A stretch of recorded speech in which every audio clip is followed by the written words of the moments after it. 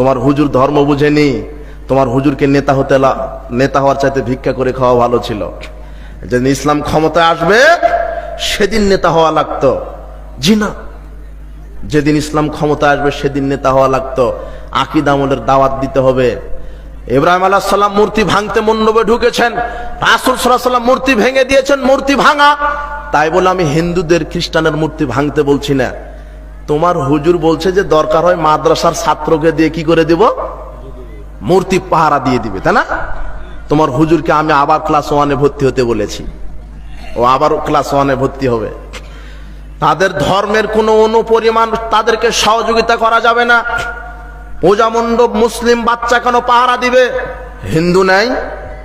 হিন্দু তার মণ্ডপ উদযাপন করবে, তার ধর্ম পালন করবে, ওখানে মুসলিম আর কি?